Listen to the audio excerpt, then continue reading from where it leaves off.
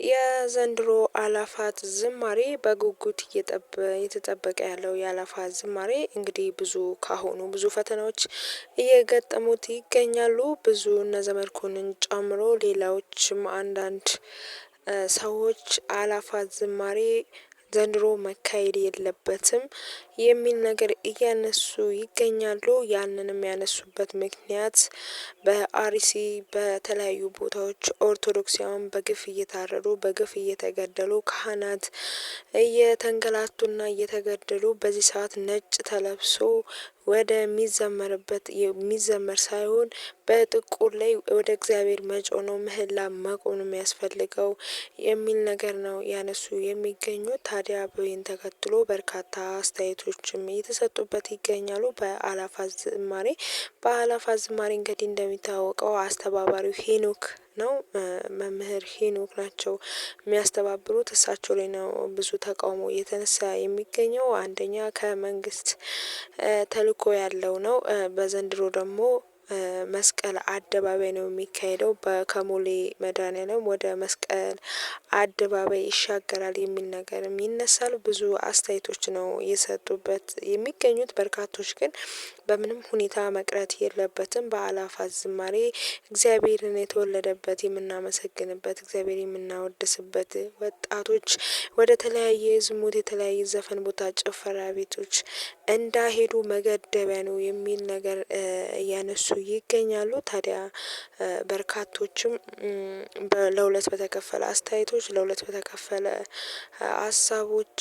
ሀሳብ እየተሰጡበት ይገኛሉ። ግን በርካቶች አብዛኞች ማለት ይቻላል አላፋት ዝማሬ መቅረብ አለበት እጅግ በጣም በጉጉት እየጠበቅነው ያለው ዝግጅት ነው። ስለዚህ ማንም ሴራና ምቀኝነት የተለያዩ እንዳይካሄድ የሚሉ እንቅፋቶችን ከፊት ቢያቀርቡም ይሄ ዝግጅት ይሄ አላፋት ዝማሬ መቅረቡ እንደማይቀር ድምጻቸውን ከፍ በማድረግ እያስደመጡ ይገኛሉ።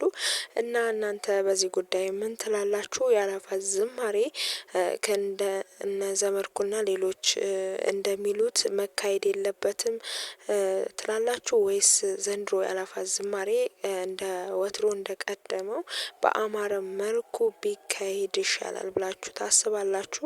ሀሳብ አስተያየታችሁን ኮመንት መስጫ ውስጥ አስቀምጡልኝ። አመሰግናለሁ። ሰብስክራይብ፣ ላይክ፣ ኮመንት፣ ሼር እያደረጋችሁ እለፉን እላለሁ። አመሰግናለሁ።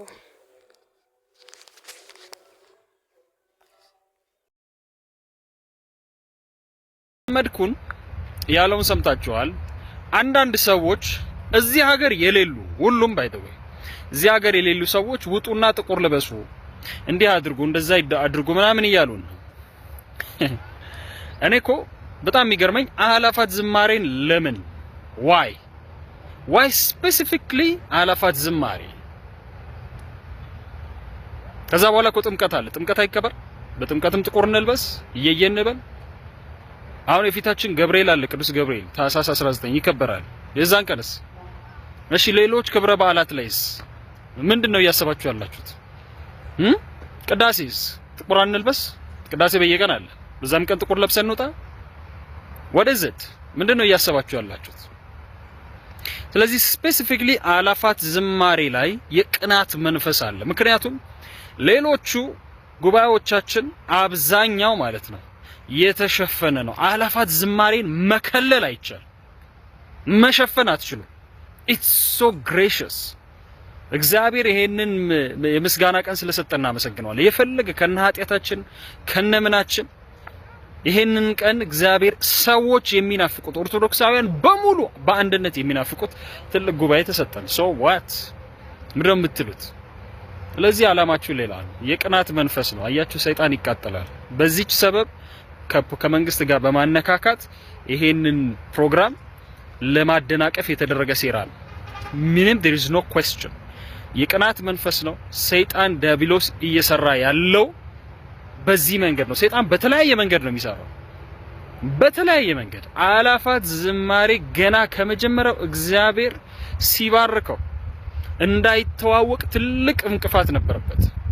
መስቀል አደባባይ ሲባል እንቅፋት ገጠመው። ኖ አይ ጃንሜዳ ሲባል ኖ የት ተደረገ? እዛው በቤታችን በቤተ ክርስቲያናችን መከልከሉ በራሱ አያችሁት ምን ያክል የበለጠ እንዳሳደገው። ከዛ በአመቱ ደግሞ ሁሉም ሰው የሚናፍቀው መሆን ጀመረ። ሰላም በአመቱ ሁሉም ሰው የሚናፍቀው መሆን ጀመረ። አሁን 3ኛ አመቱ ላይ ኤቭሪባዲ ኢዝ ቲንኪንግ ኦፍ ገና ካሁኑ የአላፋት ዝማሬ ዘንድሮ ደግሞ መስቀል አደባባይ ነው የሚደረገው። ኢትስ አንቢሊቨብል ጋይስ። ስለዚህ ሰይጣን ይጩፍ ይበጥረቅ በተለያየ አንደበቶች እየተገዛ